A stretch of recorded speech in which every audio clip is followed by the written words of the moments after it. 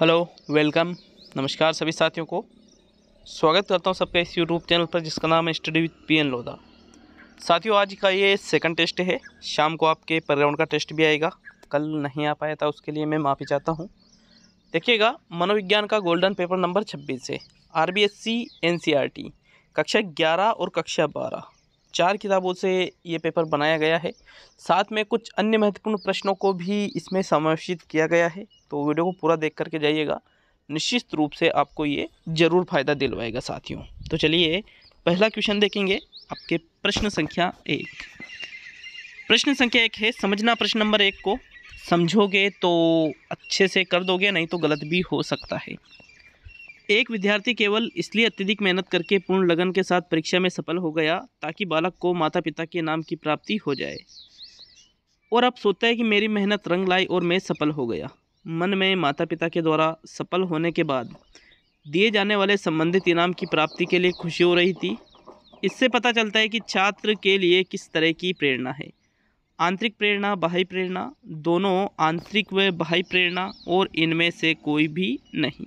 तो प्रश्न को अच्छे से देख लीजिए। ये रहा आपके सामने प्रश्न कि भाई कौन सा विकल्प आपका इस क्वेश्चन में सही होगा। तो एक बार आप प्रश्न को देख लीजिए। टाइम थोड़ा ज़्यादा दे देता हूँ क्योंकि क्वेश्चन थोड़ा बड़ा है, समझने में हो सकता है टाइम ज़्यादा लगे। प्रश्न नंबर 1 में राइट आंसर बताना है साथियों, कौन सा विकल्प आपका इसमें सही रहेगा। तो देखिए, इस क्वेश्चन में जो राइट आंसर है ये बाह्य अभिप्रेरणा का उदाहरण है। किस प्रकार है बाह्य अभिप्रेरणा?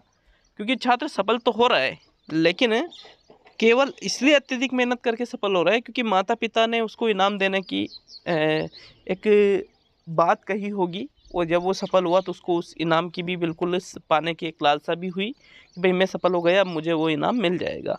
इसलिए ये ओनली सेकंड विकल्प जो बाह्य अभिप्रेरणा है इसका ही उदाहरण है। तो चलिए आगे बढ़ेंगे प्रश्न नंबर 2 पर। दूसरा क्वेश्चन देखेंगे साथियों। आपके इसमें सेकंड क्वेश्चन है, एक व्यक्ति कम शर्मिला हो सकता है जबकि दूसरा अधिक। एक व्यक्ति अधिक मैत्रीपूर्ण व्यवहार कर सकता है जबकि दूसरा कम।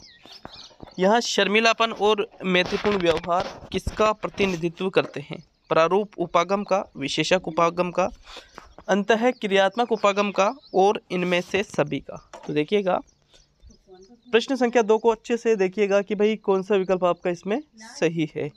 तो आपके दूसरे क्वेश्चन में जो राइट आंसर है, कोई भी व्यक्ति है शर्मिला भी हो सकता है, दूसरा अधिक महत्वपूर्ण व्यवहार कर सकता है।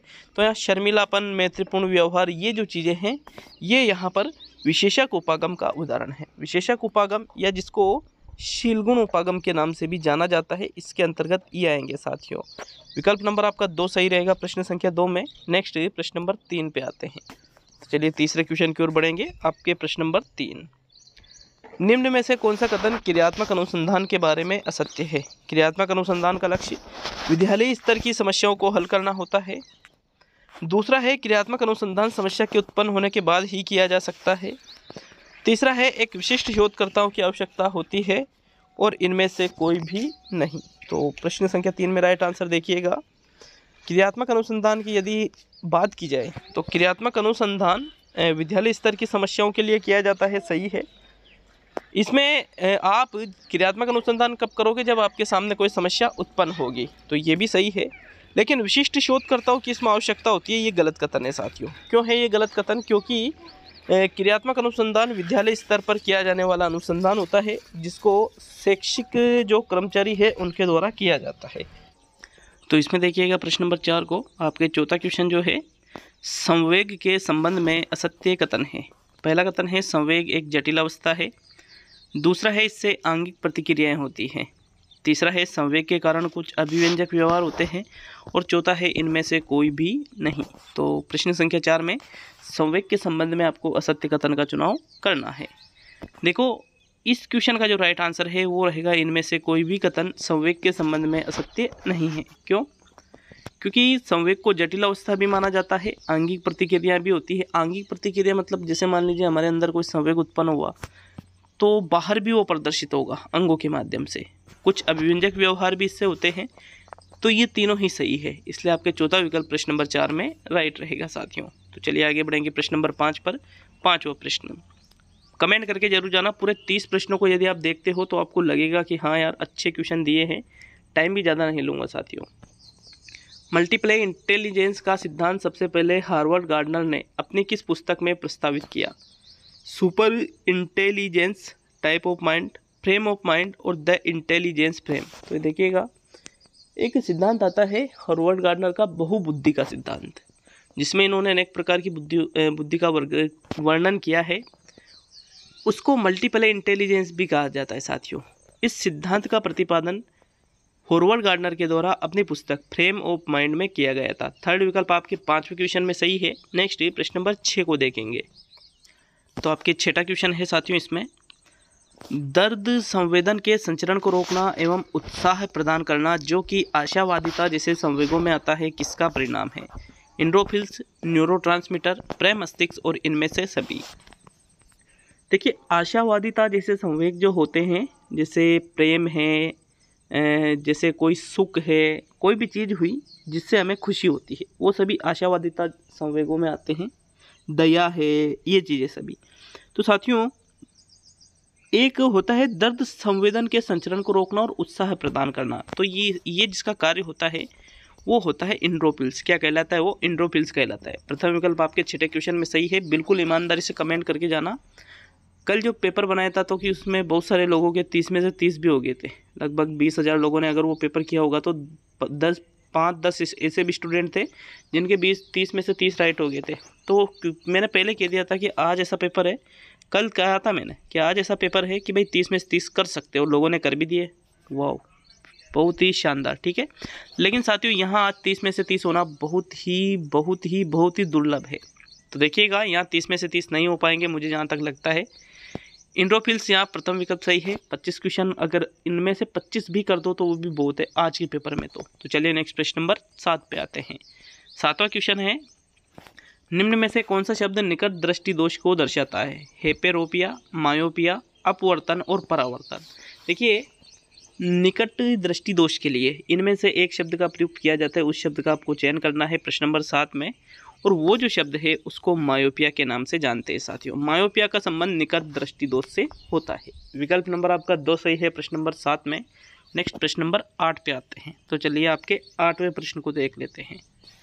आपके प्रश्न संख्या 8 है साथियों, बालक के विकास को निम्न कथनों द्वारा समझा जा सकता है। इंच या पौंड में इसको आकलित नहीं किया जा सकता है। सिवाय भी है यहाँ पर। बालक के विकास को निम्न कथनों द्वारा समझा जा सकता है, सिवाय इंच या पौंड में आकलित नहीं किया जा सकता है। व्यक्ति की क्षमताओं के प्रकट होने और विस्तार होने के रूप में परिभाषित किया जा सकता है। कार्यात्मक पक्ष द्वारा दर्शाया जाता है और सृजनात्मक पक्ष द्वारा दर्शाया जा सकता है। तो देखिए, मतलब 3 चीज़ें तो ऐसी है जो व्यक्तित्व को, मतलब जो विकास है बालक का, उसको अच्छे से समझा सकते हैं। लेकिन एक ऐसा कथन होगा जो कि गलत है साथियों, क्योंकि सिवाय की बात की जा रही है। तो देखो, व्यक्ति का जो संरचनात्मक पक्ष है इसके द्वारा आप विकास को नहीं समझा सकते, क्योंकि संरचनात्मक पक्ष का संबंध किससे होता है? वृद्धि से होता है। कार्यात्मक पक्ष का संबंध किससे होता है? विकास से होता है। तो यहाँ 4वां विकल्प आपके 8वें क्वेश्चन में सही है। नेक्स्ट प्रश्न नंबर 9 पे आते हैं। बाकी इंच या पौंड में बिल्कुल आप आंकलित विकास को नहीं कर सकते हो। व्यक्ति की जो क्षमताएं हैं उसके प्रकट होना, उसका विस्तार होने के रूप में भी इसको परिभाषित कर सकते हो, क्योंकि क्षमताओं का संबंध विकास से होता है। क्षमता मतलब कार्यात्मक पक्ष। ठीक है, इसलिए तीसरा दूसरा विकल्प तो विकास के बारे में सही है, लेकिन 4वां विकल्प गलत है। तो ये आपका राइट आंसर रहेगा प्रश्न नंबर 8 में। नेक्स्ट ये प्रश्न नंबर 9 को देखेंगे। 5 साल के बच्चे को सटीक शब्द पहचान, खराब वर्तनी और डिकोडिंग क्षमताओं के साथ कठिनाइयाँ होती है। इस तरह की विशेषता निम्न में से किससे संबंधित है? आत्म केंद्रितता, श्रवण दोष, शैक्षिक पिछड़ापन और अधिगम विकलांगता। तो प्रश्न संख्या 9 में राइट आंसर बताइए। एक बालक है जो 5 साल का है, आयु कितनी उसकी? 5 वर्ष है। सटीक शब्द पहचान में दिक्कत हो रही है, खराब वर्तनी लिख करता है, डिकोडिंग क्षमता है जो उसके साथ उसको कठिनाइयाँ हो रही है। तो साथियों, ये 5 साल के बालक में किसको दर्शाता है? ये अधिगम विकलांगता को दर्शाता है। 4वां विकल्प आपके प्रश्न नंबर 9 में सही है। नेक्स्ट प्रश्न नंबर 10 पे आते हैं। तो चलिए 10वें क्वेश्चन की ओर बढ़ते हैं। वैधता का तात्पर्य है बार बार मापने पर भी व्यक्ति के प्राप्तांक में कोई परिवर्तन नहीं आना, वैधता है। परीक्षण वही माप रहा है जिसे मापने के लिए उसे बनाया गया है, वो वैधता है। व्यक्ति अमुक व्यवहार क्यों कर रहा है, इस बात की पुष्टि करना, और इनमें से सभी 4वां विकल्प। तो देखिएगा, वैधता का अर्थ यहाँ किससे लिया जाएगा साथियों? प्रश्न नंबर 10 में। इसका राइट आंसर है परीक्षण वही माप रहा है जिसे मापने के लिए उसे बनाया गया है, तो फिर वो कहलाती है वैधता। मतलब जिसका मापन करने के लिए हम परीक्षण बनाते हैं, यदि वो उसका ही मापन कर रहे हैं, मतलब जिस उद्देश्य के लिए बनाया गया है यदि उसी उद्देश्य की पूर्ति हो रही है, तो वो कहलाएगी वैधता। सेकंड विकल्प आपके 10वें प्रश्न में सही है। नेक्स्ट प्रश्न नंबर 11 पे आते हैं। तो चलिए 11वें क्वेश्चन की ओर बढ़ेंगे। आपके प्रश्न नंबर 11, सामूहिक अचेतन का संप्रत्यय किसके द्वारा प्रस्तुत किया गया? पावलोव, स्किनर, युंग और फ्रायड। देखो, अचेतन का नाम आते ही एक बात आती है कि भाई अचेतन का मतलब सिगमंड फ्रायड से लिया जाता है, लेकिन ऐसा नहीं है। सामूहिक अचेतन का जो संप्रत्यय है ये कार्ल युंग के द्वारा दिया गया है। किसके द्वारा? कार्ल युंग, जुंग, यंग, बहुत सारे अलग अलग नाम मिलते हैं, लेकिन एक ही व्यक्ति के नाम है। थर्ड विकल्प आपके सही है साथियों, प्रश्न नंबर 11 में। नेक्स्ट प्रश्न नंबर 12 पे आते हैं। तो चलिए 12वें क्वेश्चन की ओर बढ़ते हैं। डबल डिप्लेशन सिद्धांत का संबंध है भूख से, प्यास से, नींद से और काम से। तो डबल डिप्लेशन सिद्धांत मैंने पहले भी इस क्वेश्चन को कराया था। अगर आप पहले से मेरे साथ जुड़े होंगे तो इस क्वेश्चन को बड़ी इजीली तरीके से कर दोगे साथियों। इस क्वेश्चन को इसलिए लाए हूँ वापस क्योंकि एग्जाम लास्ट में अब आपके पास आ ही चुके हैं, लास्ट टाइम चल रहा है। तो ऐसा नहीं हो कि जो क्वेश्चन बहुत ही महत्वपूर्ण थे उनको आप भूल जाओ, फिर मैं बताऊं कि देखो ये क्वेश्चन वहाँ करवाया था, फिर सोचो कि अरे यार याद ही नहीं रहा। तो इसलिए कुछ क्वेश्चन वापस मैं ला रहा हूँ जो बहुत ही ज़्यादा महत्वपूर्ण है। तो डबल डिप्लेशन सिद्धांत जो है इसका संबंध प्यास से है साथियों। सेकंड विकल्प सही है आपके प्रश्न नंबर 12 में। निर्जलीकरण भी जिसको कहा जाता है, कोशिकाओं में जब पानी की कमी हो जाती है, तो इस प्रकार ये चीज़ें होती है इस सिद्धांत में। नेक्स्ट प्रश्न नंबर 13 पे आते हैं। तो चलिए 13वें क्वेश्चन की ओर बढ़ते हैं। सृजनशीलता की पहचान हेतु किसने सृजनात्मक चिंतन परीक्षण का निर्माण किया? मेरीफील्ड, टोरेंस, कोल एवं ब्रूस और केंट के द्वारा। देखिएगा, इस क्वेश्चन को यूपी टेट में पूछा गया था, लेकिन बहुत ही महत्वपूर्ण क्वेश्चन है, इसलिए आपके सामने इस टेस्ट में मैं लेकर आया हूँ।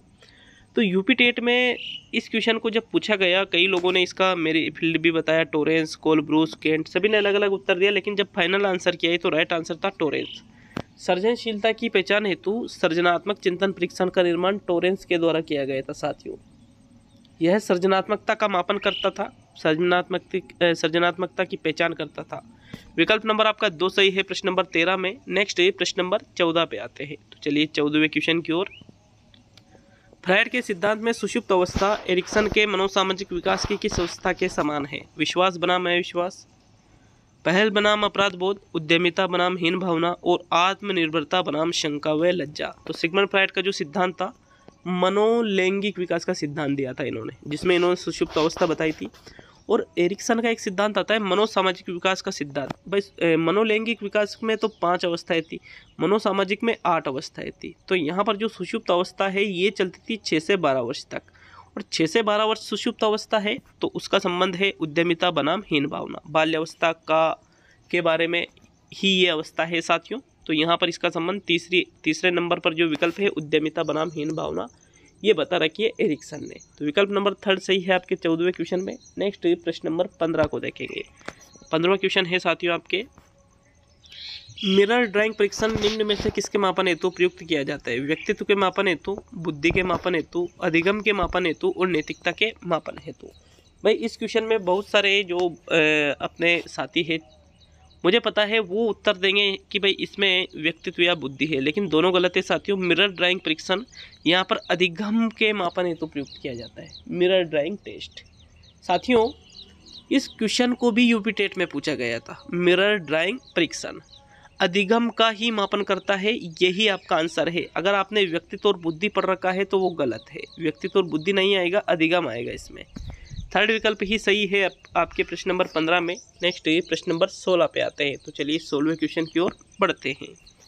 प्रश्न नंबर 16 है, विकास अपेक्षाकृत अभिवृद्धि होने तक सीमित नहीं होता, अपितु ऐसे प्रगतिशील परिवर्तनों में निहित है जो परिपक्वता के लक्ष्य की ओर व्यवस्थित रूप से उन्मुख होते हैं। यह कथन किसका है? गेसल का है, सोरेनसन का है, हरलोक का है और गोर्डन का है। तो साथियों ये परिभाषा आरबीएससी की बुक से ली गई है, कक्षा 11वीं की बुक से।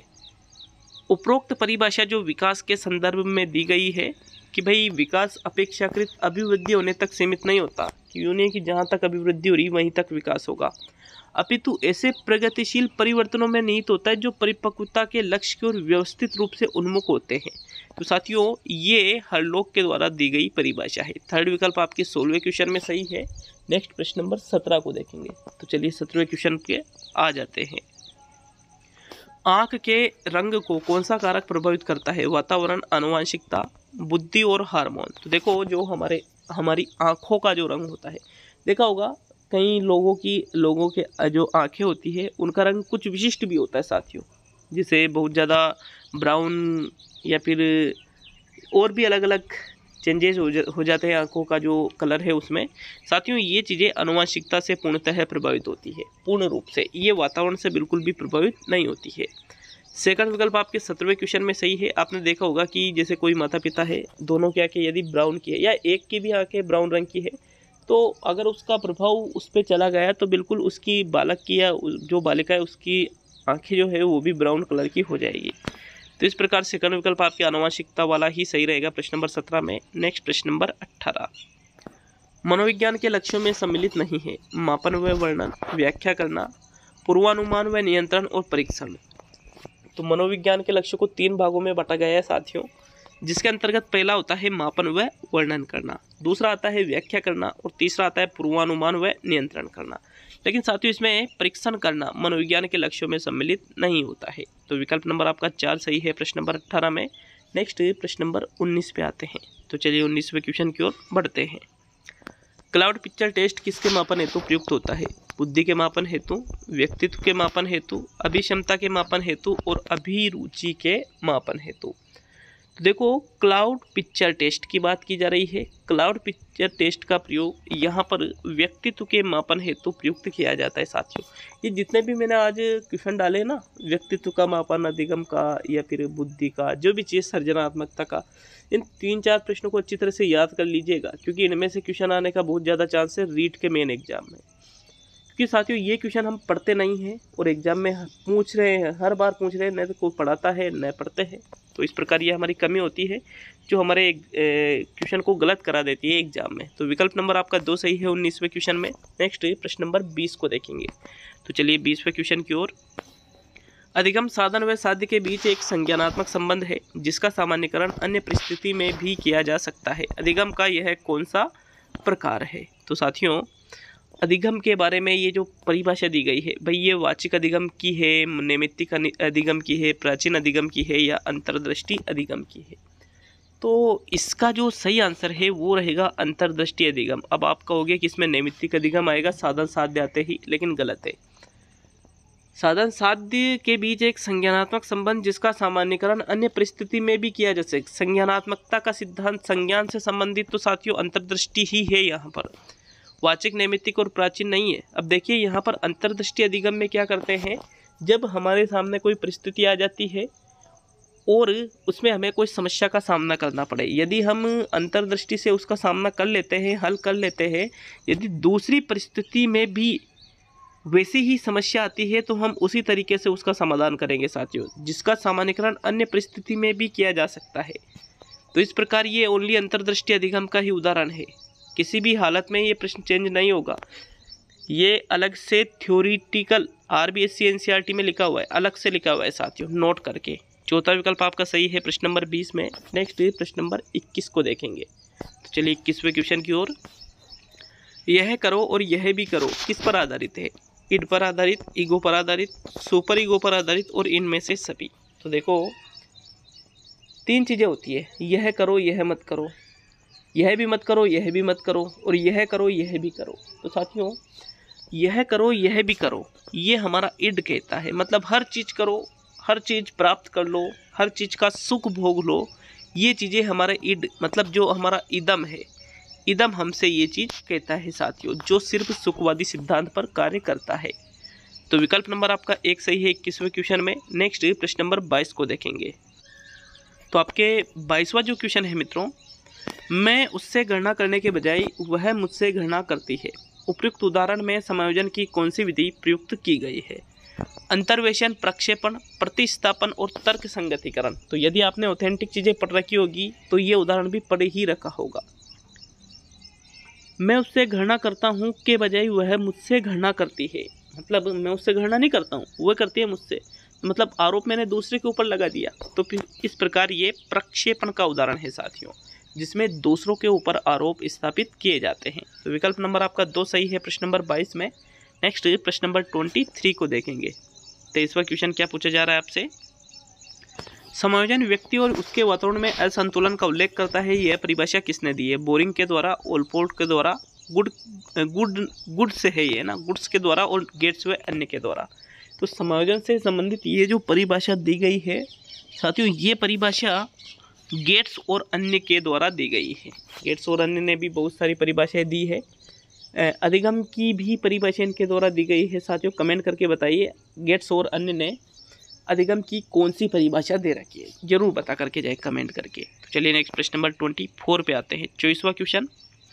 आइंजैक व्यक्तिगत प्रश्नावली का प्रयोग नहीं किया जाता है। अंतर्मुखता बहिर्मुखता का मापन करने के लिए, सांवेगिक स्थिरता अस्थिरता का मापन करने के लिए, मनस्तापिता का मापन करने के लिए और मनोविकारों की पहचान करने के लिए।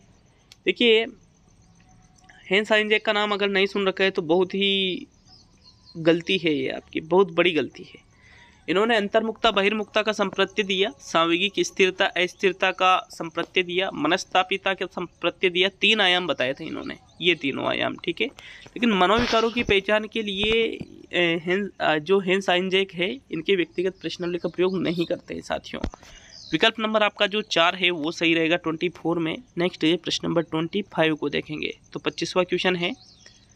इनमें से कौन सा विकास का एक सिद्धांत नहीं है। विकास संशोधन योग्य होता है, विकास केवल संस्कृति से शासित और निर्धारित होता है, विकास जीवन पर्यंत होता है और विकास वंशानुक्रम और पर्यावरण दोनों से प्रभावित होता है। तो देखिएगा एक सिद्धांत क्या नहीं है विकास का। संशोधन योग्य बिल्कुल होता है, संशोधन आप कर सकते हो।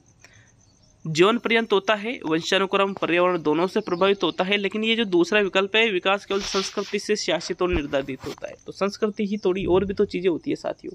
इसलिए ये जो सेकंड विकल्प है ये विकास का एक सिद्धांत नहीं है। सेकंड विकल्प 25 में सही है। नेक्स्ट प्रश्न नंबर 26 को देखेंगे। तो 26वां प्रश्न।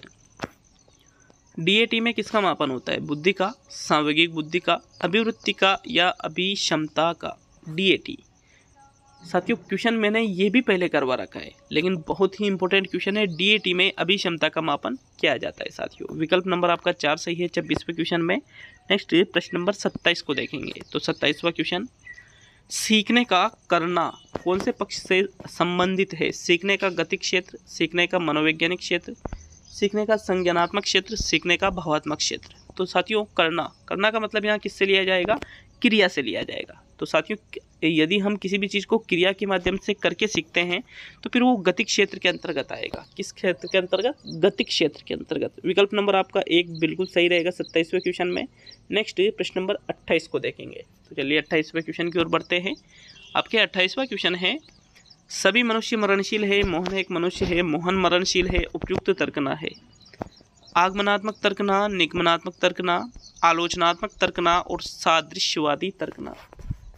तो तर्कना के ये चारों प्रकार बहुत ही इम्पोर्टेंट है।